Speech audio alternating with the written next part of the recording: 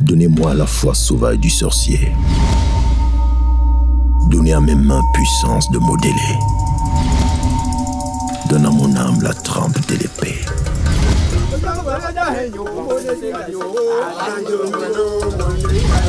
Je ne me dérobe point. Fais de ma tête une tête de pro.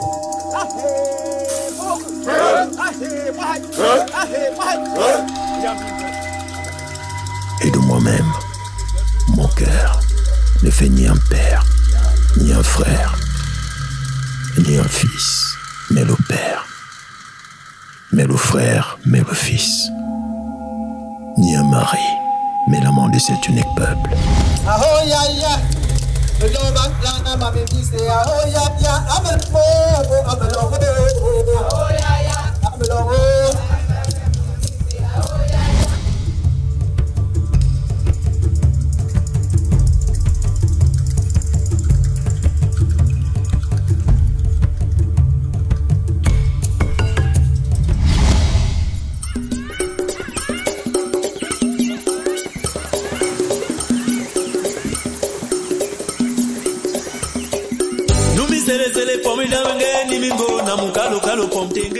Nous sommes à Manjo, précisément dans le canton Manias, arrondissement de Manjo, département du Mungo.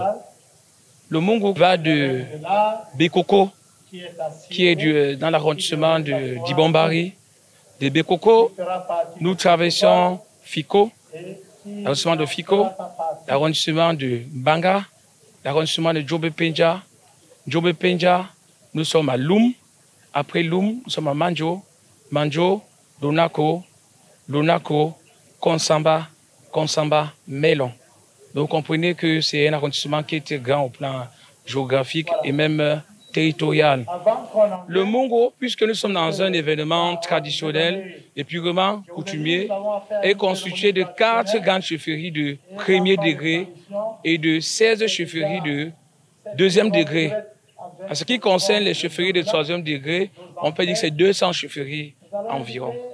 Et moi qui vous parle, je suis le chef du village Mbokola, dans le canton Bo, arrondissement de Melon, village Mbokola. L'histoire a voulu que je sois originaire de la région de l'Est.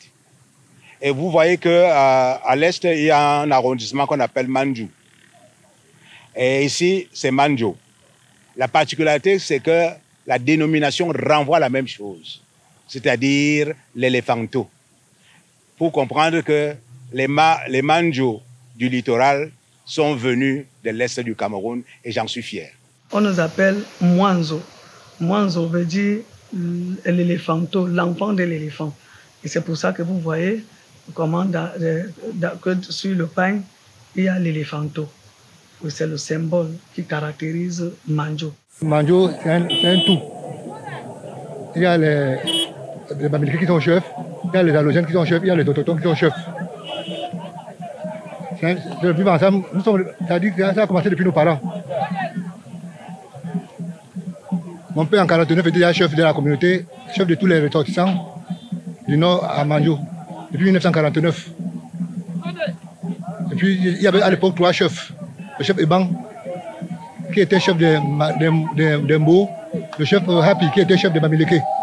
Le reste de la population, c'était mon papa qui était le chef. Vous voyez, ça va du père au fils. L'arrondissement de Mandio compte 2 cantons, le canton Manéas et le canton Moamenam. Et c'est le chef du canton Manéas qui sera installé. Manéas, en notre langue, veut dire jumeau. La particularité, c'est que sa chefferie est limitrophe avec le département du Noun et celui de Lonako. Donc le long de la nationale, quand vous traversez tout l'arrondissement de Mandio, vous êtes dans le canton Manéas. La particularité, c'est le dynamisme des populations. Il est arrivé que l'immigration n'a pas la poussée arabe. Nous sommes sortis de Fouta Djalon, nous avons gravi tout le mont Manungouba. Et nous qui sommes les Mwako, nous nous sommes donc réfugiés d'abord à Mangamba. Nos frères autres s'étaient réfugiés à Bangem. Nous nous sommes donc installés dans ces montagnes marécageuses. Nous avons fondé un village, je parle de nos aïeux qui ont fondé un village appelé Ngomba. Ngomba était d'abord un très grand village. Après, le frère de Ngotin, qui était resté à Babon, a donc voulu suivre son frère. Et cela a amené son frère donc à éclater sa chefferie parce qu'il avait peur du nombre de Njomsem qui était arrivé. Il avait peur de s'approprier de son royaume. Voyant le nombre de personnes qui arrivaient, le nombre de femmes et le nombre d'ustensiles et des animaux, il a donc décidé d'éclater Ngomba en Maningotin. Il a donc créé les villages Maningotin Namba, Maningotin Kanté, Maningotin Manowan, Maningotin Diang, Maningotin Imal. Mais il s'avère que d'autres frères qui étaient restés en Dôme, lors de la colonisation allemande, ont donc trouvé bien de venir chercher travail, se sont donc associés à cet arrondissement, ont été bien accueillis. On les appelle les Bambes Singh. Ça a donc créé un arrondissement des jumeaux. Les Manias, c'est un peuple unique parce qu'ils n'ont qu'une seule composante, les Manias, avec une seule langue. Mais ils sont des frères des Moamenam qui, eux, sont à limitrophe avec la région du sud-ouest. Ces deux frères ne se sont jamais chamaillés. Et d'ailleurs même, il est arrivé un temps que la chefferie est partie de Ngomba pour aller à Lala. Et de Lala, c'est parti à Angol. Et maintenant, cette chefferie est revenue à Maningotin par Namba.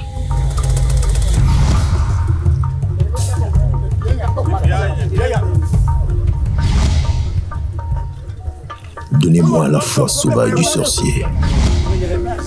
Aujourd'hui, nous célébrons une grande fête. C'est-à-dire que la fête de l'intronisation de la chefferie supérieure Manéas, qui aujourd'hui sera transmis à Sa Majesté Eboa et Pouquet Miron, qui sera l'un des plus jeunes chefs jamais eu dans cet arrondissement. C'est une grâce lorsqu'on est choisi par Dieu et par les ancêtres pour pouvoir être à la tête d'une communauté. J'ai été désigné en 2020, le 29 juillet 2020. Donc j'ai quand même eu le temps de pouvoir prendre mes marques. Et effectivement, vu de loin, certaines personnes ont l'impression que la chefferie, c'est un endroit où on est en vacances. Mais il y a beaucoup de travail, surtout quand il s'agit de chefferie de canton qui a plusieurs villages.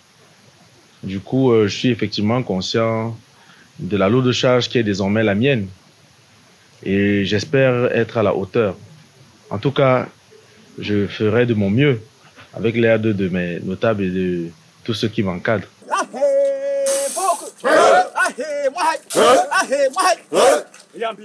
C'est un honneur de parler de Sa Majesté Etouké parce qu'il est d'abord mon camarade de classe à l'université de Soie où nous avons fait un parcours du niveau 1 au niveau 4. La faculté de sciences juridiques et option sciences politiques. Donc personnellement, moi je le connais. Je le connais comme quelqu'un de très humble, très attentionné, très réceptif et toujours à l'écoute de tous ceux qui viennent et de très rassembleur. Nous avons vécu ici ensemble. Il était tout petit comme ça. Donc c'est un très grand plaisir pour moi de revenir voir le fils qui a grandi et prendre la place de son père. Nous remercions Dieu que son père du vivant ait eu l'idée de céder le trône à son fils. C'est une très bonne chose. Parce que si tu revois ce que son père a fait, un très grand travail ici, maintenant fatigué, il a su donner le pouvoir à son fils parce qu'il est vraiment fatigué. Et je pense que c'est une bonne chose, exemple que nous devons suivre. C'est un jeune qui a un certain dynamisme. Il veut faire connaître son canton et sa chefferie. C'est pour cela qu'il a voulu que ce soit solennel, que ce ne soit pas comme par le passé où on procédait seulement à une intronisation et on ne faisait pas prévaloir les us et les coutumes de ce canton. C'est un chef très dynamique, Et quand vous regardez aujourd'hui le parterre qui l'accompagne, cela fait partie de la foi qu'il a envers, n'est-ce pas, ces pères que nous sommes. Et cela démontre à suffisance qu'il est sur de bonnes voies. Il parle peu, il entend beaucoup. Il a le caractère d'un grand roi. Donner à mes mains puissance de modeler. Avec le développement, avec l'ouverture au monde, beaucoup de villages, beaucoup de tribus ont perdu la quintessence de leurs valeurs culturelles. On ne parle plus beaucoup culture. Quand on parle des ancêtres, on trouve ça comme si c'était un problème. Ça devient un problème tabou pour les autres. C'est-à-dire que beaucoup de choses ont changé. Surtout avec nos enfants d'aujourd'hui, prennent tout à la légère. Alors on veut donc... on s'est dit qu'il faut le retour aux sources. Aujourd'hui, on a tendance à suivre les valeurs des autres. Mais il faut vivre nos valeurs de communauté, de communautarisme, de partage. Et solidarité, c'est très important. Parce que nous, les Africains, on aime parler de solidarité, mais ça la vivre souvent. Il faut la vivre concrètement et, n'est-ce pas, en partageant nos joies, nos malheurs, mais surtout nos intelligences. Nous sommes en train de travailler pour que, chez nous puissions retrouver toutes ces valeurs et que la chefferie reprenne toute sa grandeur. Parce que c'est ça qui fait notre identité. Donc voilà pourquoi on a parlé de retour aux sources. Ils rentrent se ressourcer. Ils veulent être en communion avec leurs ancêtres. Parce qu'ils ont compris qu'à un moment donné, les manéas étaient un peu en déconnexion avec leur tradition. Ils veulent donc rassembler tous ceux qui sont manéas et qui rentrent à la source pour être en communion avec les ancêtres. Parce que nous sommes quand même les Bantous. Il ne faut pas que la société occidentale vienne balayer d'un revers de main tout ce que nous avons comme richesse, ce patrimoine ancestral. Alors il fait donc appel à tous ceux qui sont de son canton, qu'ils rentrent aux sources, qu'ils observent les us et les coutumes dans tous les domaines de la société pour que forcément nous puissions avoir plus de réussite et de bonheur dans la société. Les traditions et coutumes sont perçues comme du satanisme. Mais lorsqu'on vit dans ça, on sait que on se rend compte qu'effectivement, ce qu'on nous a fait croire, ce n'était pas la vérité. Maintenant, il faut qu'on puisse enseigner ça à nos enfants. Il y a plusieurs phases. La première phase étant une interpellation, la deuxième phase étant la réponse. On veut bien savoir, est-ce qu'en interpellant les ancêtres, est-ce que nous sommes sur la bonne voie ou sur la mauvaise voie? Ce sont eux qui nous guident parce que nous sommes dans une cérémonie d'abord traditionnelle. Donc ces rites sont des rites très importants pour ce qui est de la chefferie en général dans le monde.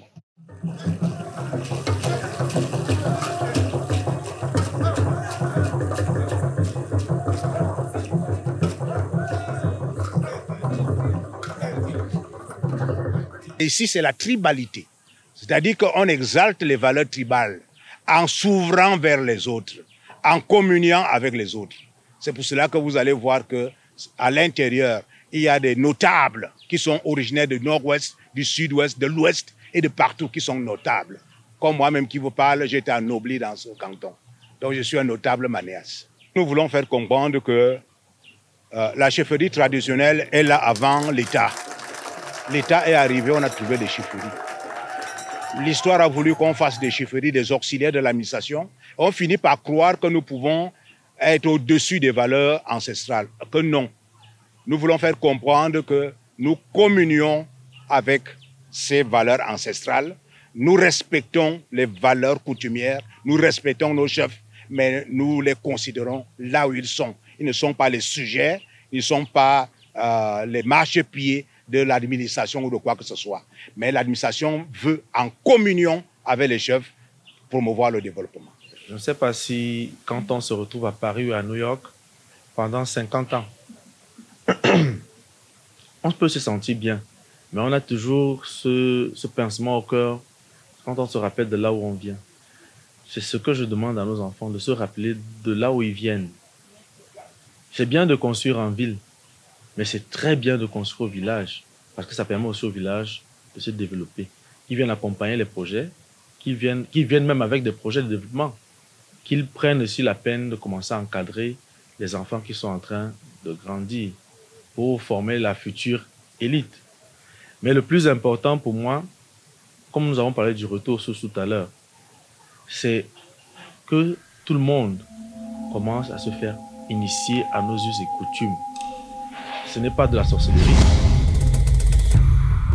Donne à mon âme la trempe de l'épée. Je me dérobe point.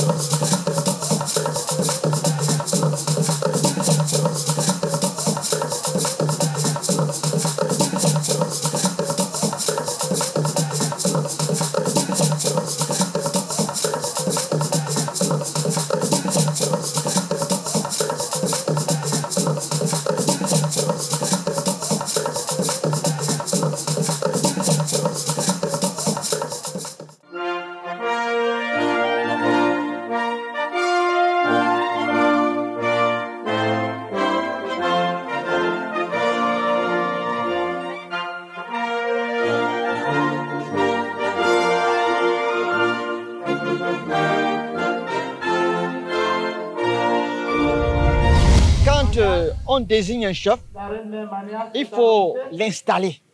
L'installer, ça veut dire quoi? Ça veut dire qu'il faudrait que la famille donne à son monarque le pouvoir. On le désigne, mais ça ne suffit pas. Maintenant, il faudrait que la famille et toute la communauté lui cèdent le pouvoir dont il a besoin afin de bien diriger son royaume. Nous avons donc des cérémonies qui sont typiquement traditionnelles, qu'on ne peut pas expliquer, mais des cérémonies de pouvoir, c'est-à-dire que lui remettre un pouvoir. Et à partir de cet état, nous allons le mettre sur son siège, un siège qui a été fabriqué matériellement et mystiquement.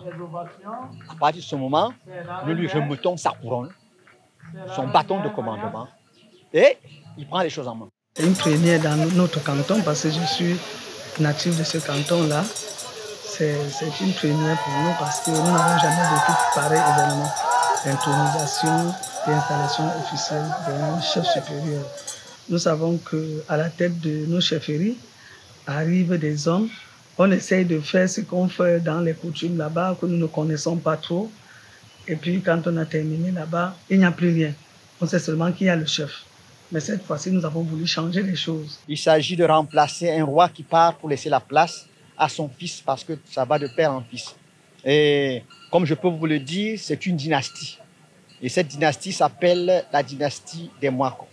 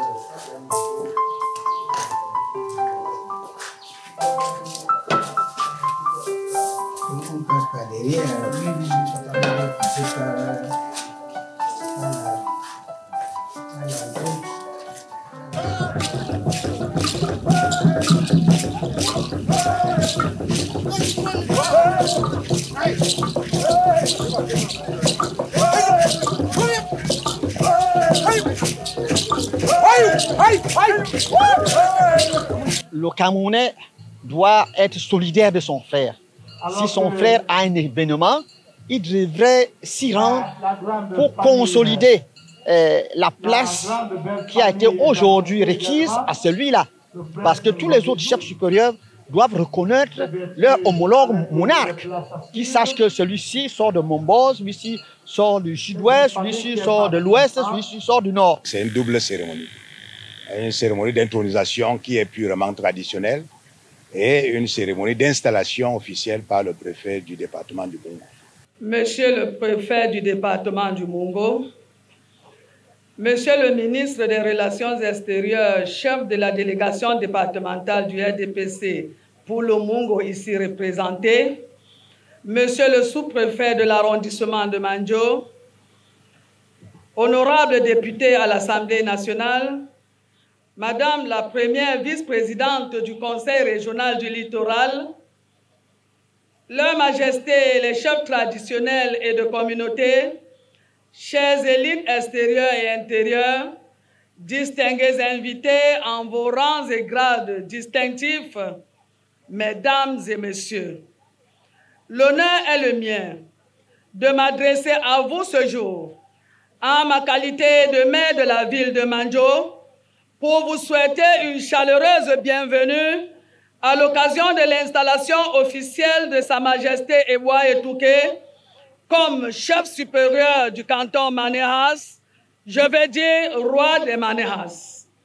Par ma modeste voix, les populations de Mandjo vous expriment toute leur gratitude et sont fiers de vous compter parmi ceux et celles qui ont bien voulu nous accompagner en ce jour mémorable et historique. 11e d'une fratrie de 12 garçons issus de l'ancêtre Ngoehas. Ngo est le père fondateur du peuple Manéas. Vivant à l'origine de la pêche, la chasse, du petit élevage et de l'agriculture, ce peuple très hospitalier est installé sur le flanc est du Mont Coupé, dans la plaine de Ngomba, actuelle Manengotan, et aux alentours de la rivière d'Ibombe. De façon plus technique, le royaume Manéas est limité à son extrémité nord par Mandjo Etam, village voisin en Manengolais situé dans le canton Bakaka. Au sud, par le village Mandjo Emin, qui est frontalier au village Ebako et Boaneboa du canton Bakaka également. À l'ouest, par les villages Nlowe et Mbete, et au nord, par les villages Ngol et Ekantem Paka. De façon globale, le canton Manéas est constitué de 22 villages et quartiers, à la tête desquels nous avons des chefs de 3e degré, gardiens des traditions. Le territoire Manéas est le creuset de la cohabitation, de l'intégration et du vivre ensemble. L'histoire de la chefferie supérieure Manéas remonte à environ 8 siècles. En effet, c'est en 1290 que Ngotengwa, issu de la grande famille Mwako, est désigné comme le tout premier chef du canton Manéas. Cette cérémonie d'installation ouvre donc, Monsieur le Préfet, une ère nouvelle pour le canton Manéas. Elle nous donne de vivre à l'unisson le son du tambour qui permet de danser autour du roi, pour le roi et avec le roi, de mettre en avant et en valeur notre savoir-faire, nos cultures et traditions ancestrales, ainsi que de présenter au monde notre patrimoine touristique. C'est une occasion idoine d'honorer notre roi et de lui faire allégeance. Le jeune monarque Manéas est le 16e de la dynastie des rois Manéas. Depuis sa désignation traditionnelle et officielle, il dirige de main de maître le canton dont il a la charge. Depuis lors, il est bien de souligner qu'un calme effectif règne sur toute l'étendue de notre canton. Il prône l'acceptation, la cohabitation et le vivre ensemble dans tous ses agissements. Très respectueux de l'administration dont il est auxiliaire, il s'est fait prévaloir l'identité des siens et a, à juste titre, insufflé une vision nouvelle à ses pairs. Jeune monarque, nous n'avons aucune inquiétude quant à ta capacité à nous conduire. Malgré la complexité de ton territoire, tu es resté fier et digne. Et de par l'expérience acquise auprès de tes parents en tant que prince, nous voyons chaque jour en ta gouvernance les prémices des fruits qui confirment bien la promesse des fleurs. Distinguées élites, honorables parlementaires, ministres du culte, mesdames et messieurs, je suis fou de joie. Je suis heureux. Je suis ému. Je suis content. Et ces sentiments qui m'animent sont les sentiments qui animent toutes les populations du canton Manéas. Sont les sentiments qui animent toutes les populations de l'arrondissement de Manjo et sont les sentiments qui animent toutes les populations du département du Congo. La chefferie au Cameroun est une institution et est encadrée. Elle est encadrée par le décret numéro 77/245 du 15 juillet 1977 qui organise les chefferies traditionnelles au Cameroun, en République du Cameroun. Ce que nous faisons là, nous sommes dans une pratique administrative. Installer un chef. Installer un chef, sur le plan administratif, c'est le conforter et lui donner des instruments de droit, le reconnaître comme auxiliaire de l'administration. Et en ce sens, il se doit d'être proche de l'autorité administrative pour que les directives du gouvernement arrivent au sein des populations et soient appliquées. Pendant votre passage, inscrivez en lettres d'or vos marques. Conduisez les populations dans le développement, dans l'unité, dans la cohésion sociale, dans le vivre ensemble, dans la justice, dans l'objectivité. Majesté, c'est votre rôle, c'est votre devoir. Et j'invite les populations, les élites. C'est votre canton. Aujourd'hui, toute la République est là pour voir comment installer un chef Manéas, un chef de 2e degré. C'est très beau aujourd'hui. Mais demain, le même peuple dira, un certain 27 mai, voilà ce qu'avait dit le préfet. Aujourd'hui, où en sommes-nous? Nous devons jouer notre rôle dans la promotion du développement de notre arrondissement. Le chef n'est pas le chef d'une élite, le chef n'est pas le chef d'un groupe, le chef est le chef d'un canton, pour veiller à son développement intégral, pour promouvoir la justice, pour promouvoir l'équité. C'est le chef des hommes, c'est le chef des femmes. Heureusement, il est jeune. Nous lui souhaitons que long règne et un règne de justice et de prospérité. Et vous tous, population de Manéas, vous devez l'y accompagner. Vous tous, population du canton voisin de Moimenam, vous devez l'y accompagner parce qu'il est tout jeune.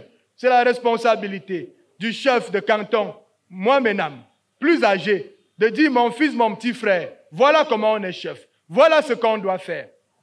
C'est ces mots que je tenais à exprimer en engageant le chef Eboa Etouke Miron Yann, qui est né le 12 octobre 1987, qui a obtenu un BPC en 2005, qui a eu un probatoire en 2006 et qui a un diplôme en plus de sciences politiques, option institutions, relations internationales et études stratégiques en 2013. C'est même un chef qui a fait des études stratégiques. Ça veut dire que son village va se développer de manière rapide.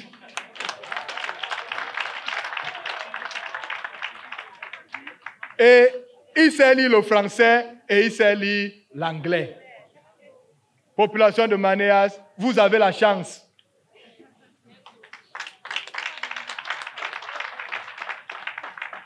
Et cette tradition, le jeune chef a hérité d'un siège, il faut le dire, de son père qui n'est pas décédé, qui est vivant, et qui a vu ses forces le quitter, qui s'est rapproché des autorités administratives pour dire « je n'en peux plus ». Honnêteté. Et c'est une tradition dans ce canton. Ce n'est pas le premier. Plusieurs chefs dans ce canton ont cédé le siège de leur vivant pendant qu'ils étaient fatigués. Applaudissons pour le chef émérite qui a fait acte d'honnêteté, de bravoure pour dire « je n'en peux plus, Monsieur Longomna, voilà mon fils ». Population de Manjo, chef de 3e degré du canton Manéas, élite intérieure et extérieure, force vive du canton Manéas. Vous reconnaîtrez désormais en M. Eboa Etouke Miron Yann les qualités de chef supérieur du canton Manéas.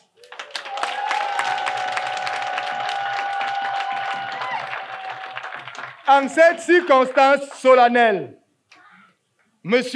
Eboa Etouke Miron Yann, je vous déclare officiellement installé dans vos fonctions de chef supérieur du canton Manéas.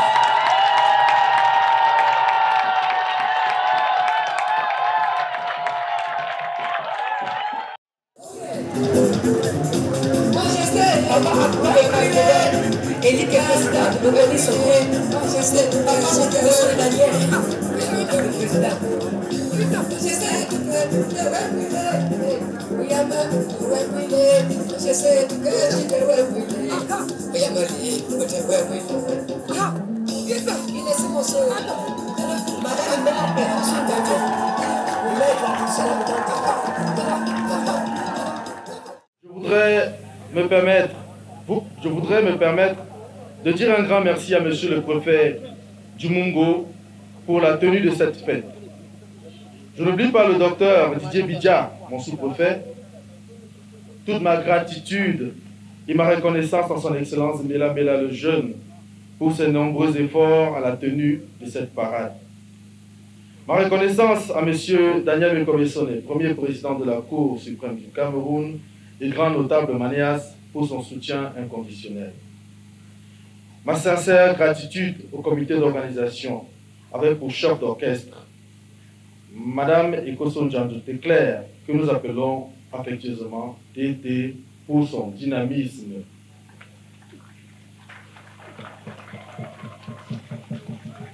À King Charles Penjendobo, chef de la communauté Manéas de Douala, ainsi qu'à ses différents membres. La communauté de Yaoundé, celle de Konsamba, avec leur chef réceptif. Je voudrais leur dire merci et qu'ils reçoivent ma bénédiction et celle des ancêtres Manéas. Merci également aux filles et aux fils du dit canton, du Cameroun, de la diaspora, pour tous les efforts de contribution. Ceci démontre à suffisance que l'union fait la force. Ma reconnaissance également à mon beau-frère, mon père, grand notable Manéas, Monsieur le directeur général des élections, Eric Essousset, et son épouse pour leur assistance indéfectible. Je dis un grand merci à mon père, Sa Majesté Etouka Ibongue, sans qui je ne serais pas là aujourd'hui et nous ne serions pas là aujourd'hui. À ma mère chérie pour le soutien depuis mon enfance. Mon épouse, à la grande famille Mouakor, les enfants Ibongengo, ainsi qu'aux différentes reines-mères, princes et princesses de la cour royale de Namba et également de toutes les cours royales des villages. À la grande famille royale d'Akonolinga, précisément les Yabokolo. Ce serait ingrat de ne pas dire quelque chose à l'endroit de mes chefs, gardiens de temple Manéas, ceux qui m'ont accepté qui m'encadre au quotidien et qui m'accompagne sur tous les fronts. Mes notables, avec qui je dors au quotidien, et tous les chefs coutumiers qui ont mouillé le maillot, je vous dis grandement merci.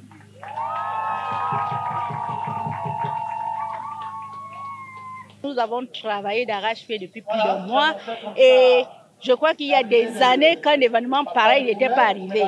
Pourquoi ne pas y être? Je suis là avec toute ma famille, ma belle famille, les chefs de canton de chez moi parce que je suis mariée dans le camp. Donc tous sont venus nous accompagner. Traditionnellement, c'est mon titre, la mère du roi. Ce pain, vous voyez la photo du jeune roi, du jeune monarque. Vous voyez l'éléphant. L'éléphant est le symbole du Manéas. Donc même quand vous entrez en ville, là, vous allez voir 2 grands éléphants posés. Donc c'est le symbole. Et il y a le chef qui a le tam-tam. Le chef est là, il tape le tam-tam pour que venez tous, qu'on soit ensemble et qu'on soit plus forts.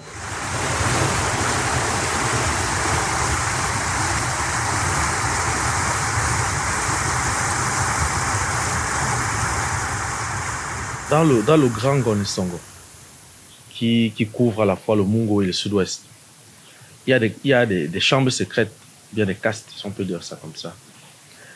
Un chef qui se veut être complet doit appartenir à toutes ces castes. Parce que, imaginez-vous, un chef qui arrive dans une cérémonie et il n'a pas la possibilité d'entrer dans une chambre. À partir de ce moment-là, il se sent un peu réduit. Alors pour que le chef, qu'on ressente vraiment que c'est lui qui est au-dessus de tout le monde, il faut qu'il puisse être à mesure d'entrer partout. C'est d'autres personnes qui n'ont pas cette possibilité, mais le chef doit entrer partout. Maintenant, il y a des attributs spirituels, mystiques, qu'on remet au chef en dehors des attributs physiques. Certes, on les reçoit de nuit. Je les avais déjà reçus. Mais il fallait également que je les reçoive de jour parce que le chef doit être à la fois celui qui peut parler dans l'obscurité et celui qui peut parler de jour. Quand je dis dans l'obscurité, ça veut dire que je peux aller dans l'au-delà, je peux aller dans l'eau, je peux aller dans... Et ça doit se faire connaître publiquement. Parce que ces parades-là, c'est ça qui montre aux gens que le chef est puissant. Si vous aviez les yeux que j'ai, vous allez vous rendre compte que parmi mes pairs, certaines personnes me perçoivent désormais différemment. Et ceux qui sont peut-être au même rang que moi, qui m'appelaient encore peut-être fils, aujourd'hui ne peuvent plus le faire parce que je suis assis peut-être plus haut qu'eux. Certains, je suis peut-être au même niveau, d'autres, je suis au-dessus. Donc ma position a changé tant sur le plan physique que sur le plan mystique. Moi, je suis par alliance, moi je suis d'une camp. Mais vous voyez que je suis là. Mais je suis notable ici parce que c'est les mêmes valeurs que nous venons apporter à nos frères et à nos soeurs d'ici et à nos enfants. Donc c'est cet enracinement que nous voulons que nous puissions avoir.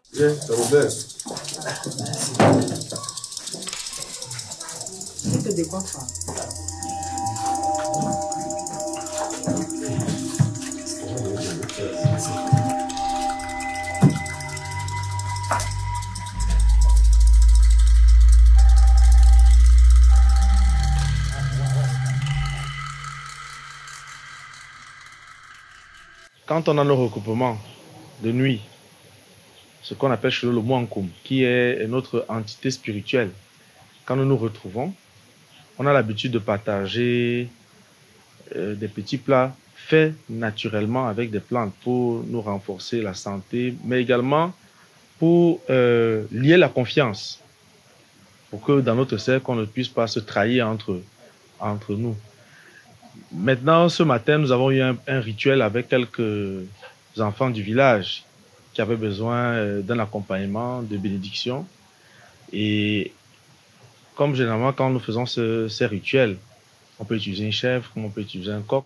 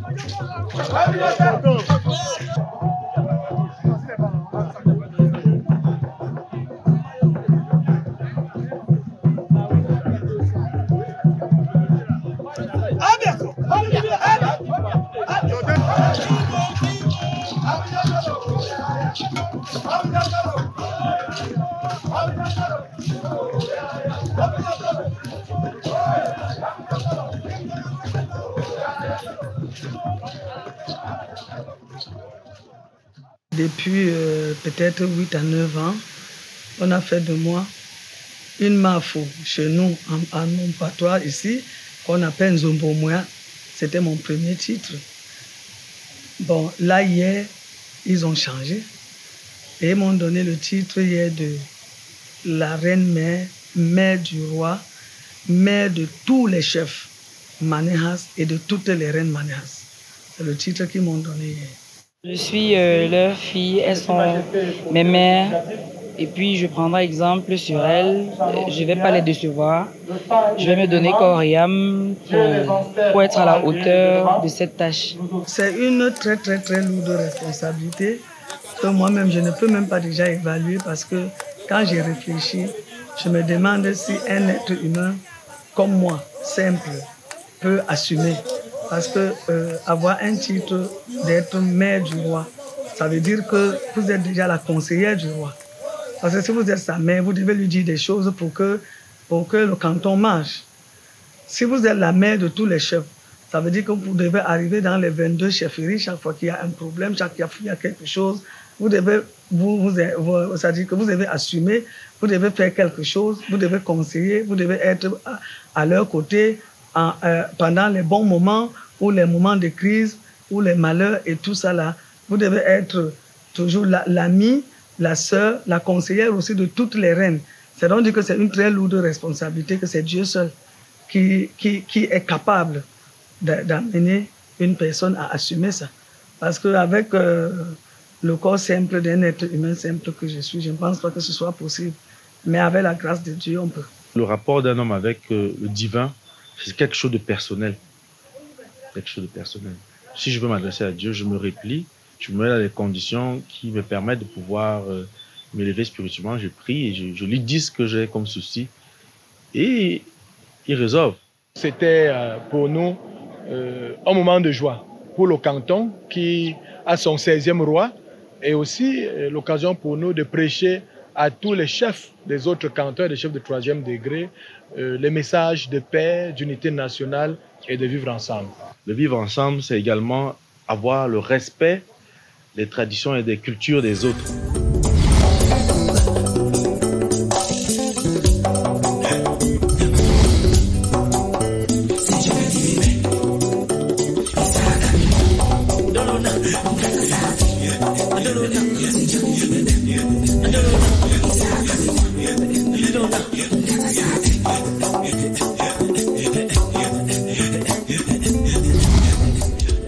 Mongo a connu un peu de désordre en termes de l'organisation des chefferies traditionnelles. Et de plus en plus, avec l'arrivée des personnes comme lui, les choses sont en train de bouger. Nous disons tant mieux et c'est de l'accompagner comme nous sommes en train de faire et de lui souhaiter bon vent. Le chef traditionnel n'est pas seulement celui-là qui manipule les herbes, mais celui-là aussi qui manipule les idées pour le développement de son pays. Le chef a commencé parce que depuis quelque temps, il a nommé les responsables de la communauté Manéhas à Yaoundé déjà. Nous avons un chef de communauté avec ses adjoints, les notables et tout ça. Il a nommé à Douala, il a nommé en Konsamba. Nous étions même à Douala il y a quelques mois à l'installation du chef de communauté avec ses notables et ses adjoints. Et nous attendons quelques temps pour aller à Yaoundé. Vous voyez, avec tout ça, on sait déjà que nous pouvons nous retrouver. S'il y a une information, on sait par qui elle peut passer, ainsi de suite, pour que vraiment que tout le monde s'implique dans les affaires de tradition au village.